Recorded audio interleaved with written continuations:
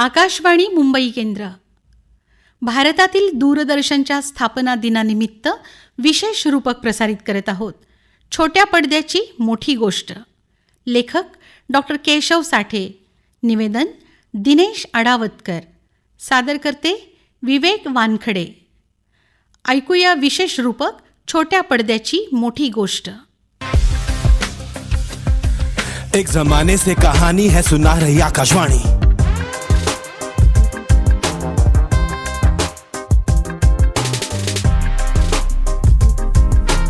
कान लगे होते थे, दिल लगा होता था, बस आवाज सुन भारत हंसता था, रोता था.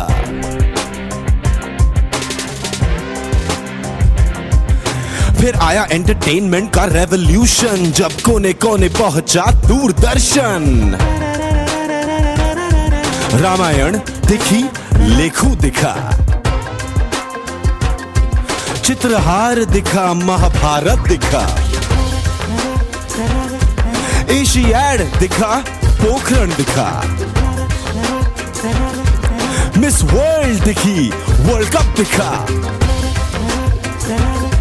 चंद्रयान दिखा, इनसैट दिखा, नई कहानियों ने नया भारत लिखा.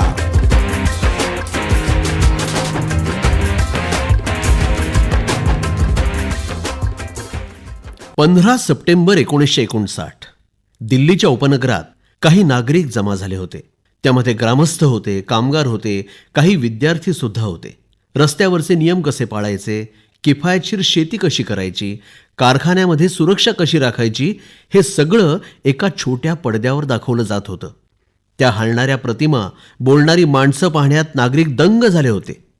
वैजयंतीमाला यांचं भरतनाट्यम हे या प्रसारणाचं प्रमुख आकर्षण होतं. फोर्ड फाउंडेशन आणि युनेस्को यांच्या मदतीनं दूरचित्रवाणीचं हे आगमन दिल्लीकरांनी प्रथमतः असं पाहिलं.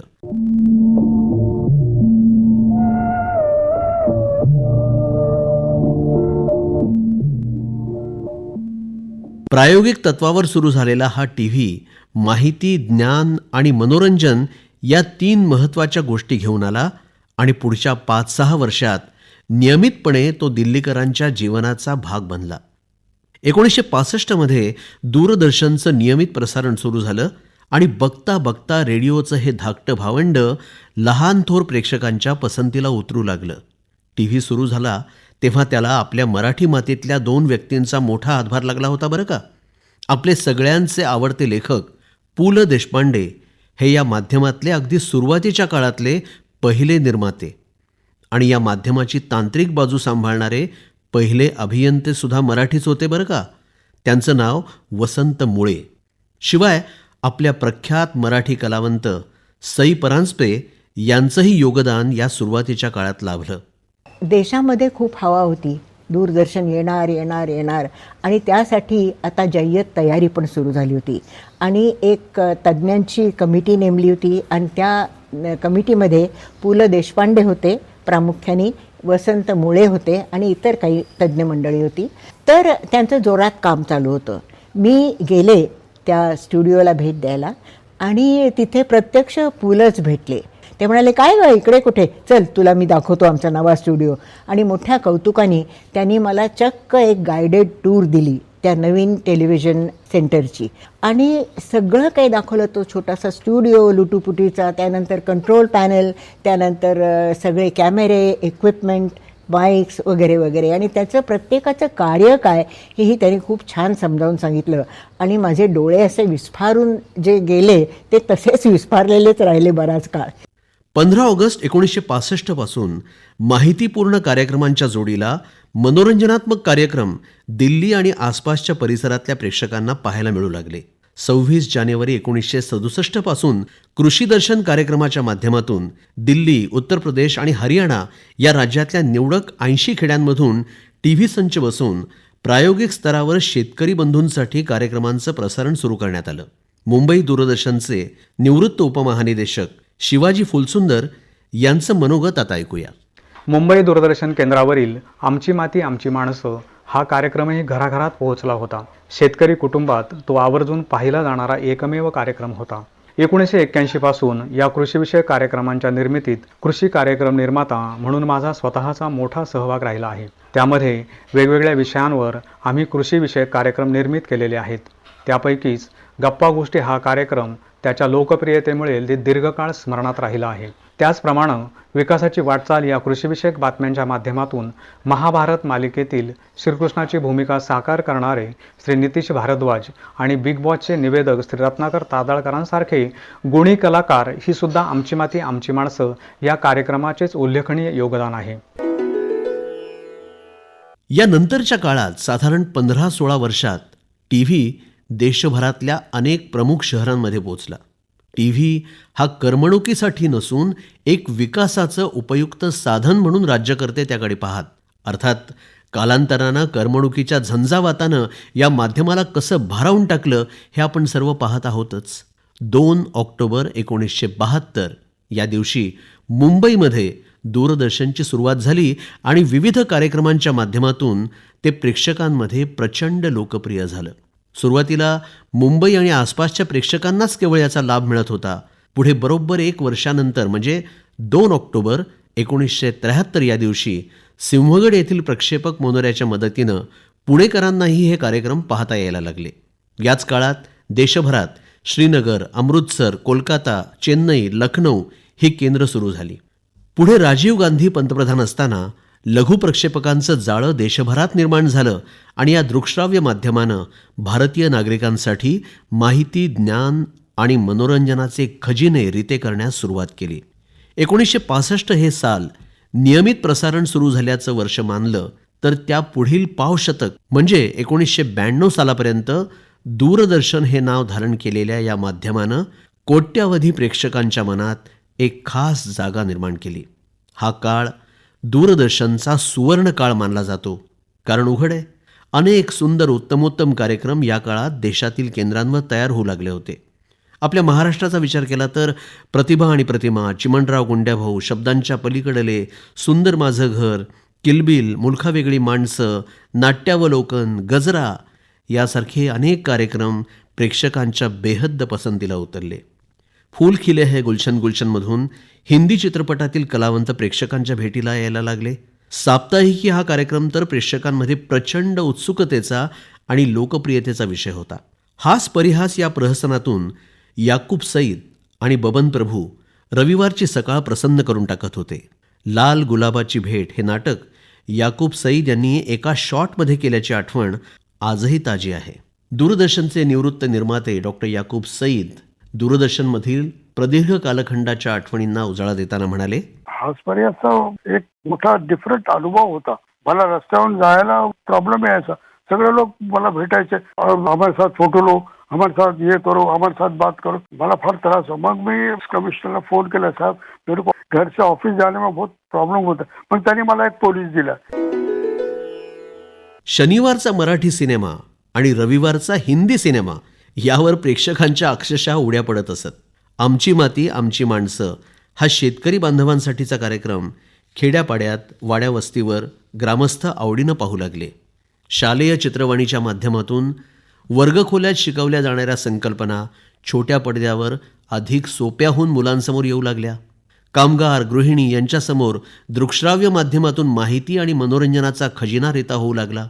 आरोग्य संपदा, कोर्टाची पायरी यासारख्या कार्यक्रमातून आरोग्यविषयक आणि कायदेविषयक माहिती प्रेक्षकांना घरबसल्या मिळायला लागली. मुंबई दूरदर्शनचे सेवानिवृत्त निर्माते अशोक डोंबरे काय सांगतायत आपण ऐकूया. ग्रामीण भागातील लोक हा कार्यक्रम आयोजन पाहत. ग्रामपंचायतीमध्ये सरकारने टीव्ही सेट बसवून दिले होते. त्यामुळे ग्रामीण भागातील नवीन करमणुकीचे साधन मिळावे म्हणून प्रेक्षकांना त्याचा मोठा प्रतिसाद मिळत होता. शहरातून सुद्धा हा कार्यक्रम पाहायला जायचा. कारण गायीचे दूध कशी काढले जाते, नंतर प्राणी, जंगल याचंही ज्ञान या कार्यक्रमात दिलं गेल्यामुळं हा कार्यक्रम ग्रामीण भागात जितका लोकप्रिय होता तेव्हा हा कार्यक्रम शहरातल्या लोकांना सुद्धा पाहायला आवडायचा. ज्ञानदीप सारख्या कार्यक्रमातून सामाजिक कार्याचं रोपटं लावलं गेलं. प्रेक्षकांना कार्यक्रमात सहभागी करून घेऊन विकासात्मक कार्यक्रमाचं प्रारूप जगासमोर आलं आणि आंतरराष्ट्रीय स्तरावर ते नावाजलंही गेलं. हा कार्यक्रम इतका लोकप्रिय होता की या विषयावर PhD सुद्धा केली गेली.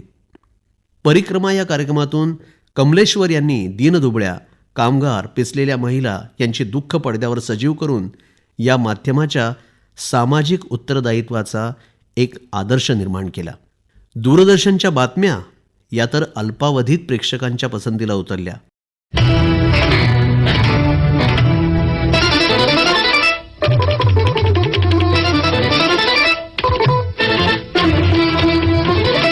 मराठी, हिंदी आणि इंग्रजी अशा तिन्ही भाषांमधून बातम्या वाचणारे प्रदीप भिडे, त्याचबरोबर स्मिता तळवलकर, हरीश भीमाणी, सरिता सेठी, सिद्धार्थ काक, डॉली ठाकूर हे वृत्तनिवेदक त्या काळात सेलिब्रिटी बनले होते. डॉक्टर गोविंद गुंठे मुंबई दूरदर्शनचे पहिले वृत्तनिर्माते, ज्यांनी वृत्त विभागात खऱ्या अर्थानं चैतन्य आणलं. युवदर्शन करणारे विनय आपटे, अमृत मंथन करणाऱ्या सुहासिनी मुळगावकर, नाटक विभाग तडफेनं चालवणारे आणि गजरा कार्यक्रम मोठ्या कौशल्यानं तयार करणारे विनायक चासकर, तसंच प्रतिभा आणि प्रतिमा, पुन्हा चिमणराव यासारख्या मालिका जीव ओतून घडवणाऱ्या विजयाताई जोगळेकर धुमाळे हे सर्व या सुवर्ण पर्वाचे शिल्पकारच होत. हिंदी नाटक करणारे वीरेंद्र शर्मा, क्रीडांगण कार्यक्रमातून खेळाचं मैदान पडद्यावर सादर करणारे वेदप्रकाश, गुजराती कार्यक्रम तयार करणाऱ्या ज्योती व्यास, इंग्रजी कार्यक्रम करणाऱ्या सीतानंदा, कुंवर सिन्हा यासारख्या निर्मात्यांनी मुंबई दूरदर्शनच्या प्रतिष्ठेत भर टाकली. दूरदर्शनवरील कार्यक्रमांच्या नेपथ्याची बाजू अनेक वर्ष सांभाळणारे शशी कुलकर्णी आपल्याला काय सांगतात, ऐकूया. 1982 साली दूरदर्शन रंगीत झालं आणि अनेक तंत्रही दूरदर्शनकडे आली. त्याच्यामध्ये बदल होत गेले. प्रत्यक्षात सेट लावणं हा प्रकार हळूहळू मागे पडला आणि तांत्रिकदृष्ट्या बदल जे होत गेले ते आम्ही अनुभवले, पाहिले, त्याच्याबरोबर कामही केलं. व्हर्च्युअल सेट आला. हव्या असलेल्या फक्त टेबल खुर्च्या किंवा बैठका मांडल्या जात आणि मागे बॅकग्राऊंड आपल्याला हवं तसं करता येत असे. आता डिजिटल स्क्रीन आल्याने बॅकग्राऊंड हा प्रकारच संपलेला आहे आणि फक्त प्लॅटफॉर्म आणि त्याच्यावर बैठका किंवा खुर्च्या ह्या मांडल्या जातात आणि स्क्रीनवर हवं असलेलं चित्र आपल्याला मागे दाखवता येतं. दूरदर्शनच्या लोकप्रियतेचा आणि सर्वदूर विस्ताराचा फायदा घेत खाजगी निर्मात्यांनी रामायण, महाभारत यासारख्या पौराणिक मालिका तयार केल्या. रविवारी सकाळी कर्फ्यू पुकारल्यागत रस्त्यावर या मालिकांमुळे शुकशुकाट असायचा. ही ताकद या माध्यमाची होती. हम लोग, बुनियाद यासारख्या सामाजिक मालिका देशभरातल्या प्रेक्षकांसमोर प्रायोजित कार्यक्रमांच्या माध्यमातून पाहत प्रेक्षक समृद्धी अनुभवत होते. चंद्रकांता, अलिफ लैला, जंगल बुक यासारख्या मालिकांनी देखील लोकप्रियतेचे उच्चांक गाठले.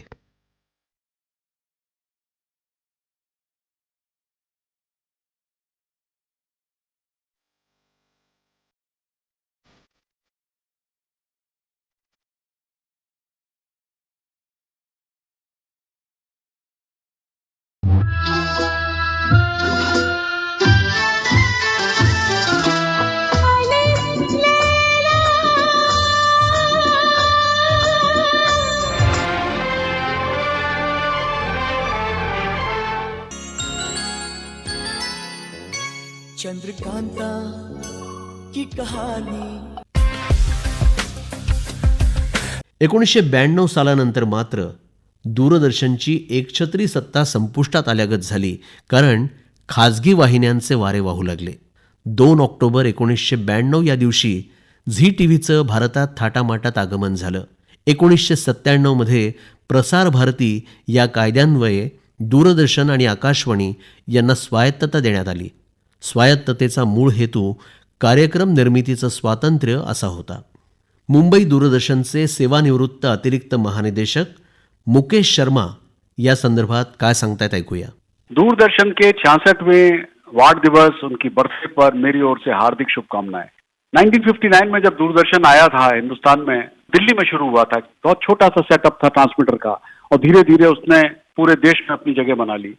और as a public service broadcaster मेरा ख्याल है उस वक्त जो दूरदर्शन ने किया वो कोई कर नहीं सकता था, क्योंकि we were catering to citizens, not to the consumers. आज की तारीख में इतने चैनल्स आ गए हैं, इतने सारे यूट्यूब चैनल्स हैं कि सिर्फ वो कंज्यूमर को ही दिखाने के लिए, करने के लिए कर रहे हैं, और वो करेंगे भी क्योंकि वो सब पैसे बनाने की मुहिम बन गई है. लेकिन पब्लिक सर्विस ब्रॉडकास्टर का काम बोथ AIR और दूरदर्शन के लिए अभी खत्म नहीं हुआ है, because this country needs public service broadcasting. माध्यमांच्या स्पर्धेला तोंड देत लोकप्रसारकाचं कर्तव्य सांभाळत दूरदर्शनवर आजही मुलाखती, संगीताचे दर्जेदार कार्यक्रम प्रसारित होत आहेत. काही कार्यक्रम नव्या रूपात सादर केले जात आहेत, त्यांचंही उत्तम स्वागत होतंय. रंगोलीसारखा जुन्या गाजलेल्या हिंदी चित्रपट संगीताचा कार्यक्रम आज सुद्धा प्रेक्षकांच्या प्राधान्यक्रम यादीत आपलं नाव टिकवून आहे. थोडक्यात प्रत्येक पिढीशी दूरदर्शननं आपले सूर जुळवले आहेत आणि प्रेक्षकांनी देखील या प्रयत्नांना वेळोवेळी दाद आणि प्रतिसाद दिलेला आहे. मिले सुर मेरा तुम्हारा तो सुर बने हमारा. श्रोतेहो, दूरदर्शन म्हणजे सिनेमा नाही, तो कौटुंबिक जीवनात संवाद साधणारा एक सांस्कृतिक दुवा आहे. सहकुटुंब आणि स्वतंत्रपणेही पाहता येतील असे अनेक आशयपूर्ण ज्ञानवर्धक कार्यक्रम करण्यासाठी इथला निर्मिती विभाग बांधील आहे. आणि ही भावना आजही हे कार्यक्रम पाहताना प्रेक्षक म्हणून आपल्या मनात आल्याशिवाय राहत नाही. या माध्यमाचं सर्वात मोठं शक्तीस्थळ आहे ते इथले सर्जनशील कलावंत, निर्माते, अभियंते आणि माध्यम प्रशासन निष्णात अधिकारी. मुंबई दूरदर्शनच्या वैशिष्ट्यपूर्ण लोगो संदर्भात ग्राफिक आर्टिस्ट विजय भिंगारडे यांनी आपल्या स्मृतींना उजाळा दिला. एक सिग्नेचर ट्यून तयार केली गेली की ज्याला संगीत पंडित रविशंकरजीने दिलं होतं. व त्याचं जे ग्राफिक्स होतं त्याच्यावरती जे येणारे वाळूसारखे कण एकत्र येऊन त्याचं दूरदर्शनच्या लोगोमध्ये रूपांतर होऊन तो लोगो तयार केला गेला होता. हे ज्यावेळेस काम आलं ग्राफिक्स करायचं, त्याचं पहिलं 3D ॲनिमेशनची संकल्पना महाराष्ट्रातला जो आपला एक खेळ आहे बोहोरा, जमिनीवरती फिरवून मुलं खेळतात, तसाच तो अनुभव डोक्यात घेऊन मी दूरदर्शनचा जो सिम्बॉल आहे 2 पाकळ्या आणि मध्ये एक वर्तुळ तसं तयार केलं होतं. हे आहेत सेवानिवृत्त कला दिग्दर्शक गोरखनाथ कडू. दूरदर्शन त्यावेळी कृष्णधवल स्वरूपात जरी दिसत असला तरी त्या काळात या दूरदर्शन पेटीने कुतूहल निर्माण केले होते. त्यावेळी दूरदर्शनवर सेटला कितीही रंगसंगतीचा साथ दिला तरी तो कृष्णधवल रंगातच दिसत असे. काही काळानंतर दूरदर्शनने दुसऱ्या अंकात प्रवेश केला आणि तो म्हणजे रंगीत दूरदर्शन. दिल्लीतील एशियाड गेममुळे दूरदर्शन रंगीत दिसू लागला आणि यामुळे आम्हाला रंगसंगतीच्या माध्यमातून कलेला फार मोठा वाव मिळाला व आमची कला ही भव्य, दिव्य व सुंदर अशी दिसू लागली. आणि त्यानंतर दूरदर्शनने तिसऱ्या अंकात प्रवेश केला आणि तो म्हणजे रंगीत HP सादरीकरण. श्रोतेहो, एकूण 1416 ट्रान्समीटर्स, सुमारे 70 स्टुडिओ, प्रादेशिक भाषेतील खेळ वृत्तवाहिन्या, DD भारती, DD उर्दू, लोकसभा, राज्यसभा अशा सुमारे 50 वाहिन्या असं प्रचंड जाळं आजवर विकसित झालेलं आहे. शैक्षणिक वाहिन्यांचा लाखो विद्यार्थी देशभरात लाभ घेत आहेत. आता OTT माध्यमाच्या साहाय्यानं दूरदर्शनचे गाजलेले कार्यक्रम प्रेक्षकांना हवे तेव्हा पाहण्याची सोय देखील आज उपलब्ध झालेली आहे. भारत की संस्कृति का दर्पण प्रसार भारती है कराता, भारत के हर रूप का दर्शन. कभी भारत की बदलती तस्वीर है, कभी भारत की बदलती आवाज, कभी भारत की बदलती सोच है, कभी भारत का बदलता अंदाज. प्रसार भारती भारत का आने वाला कल है.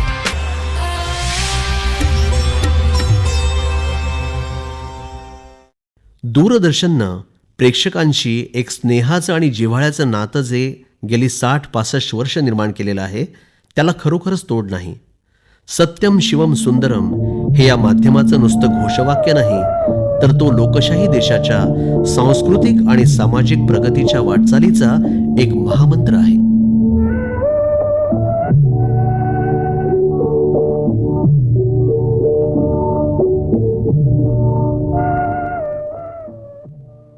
भारतातील दूरदर्शनच्या स्थापना दिनानिमित्त विशेष रूपक आत्ता आपण ऐकत होतात छोट्या पडद्याची मोठी गोष्ट.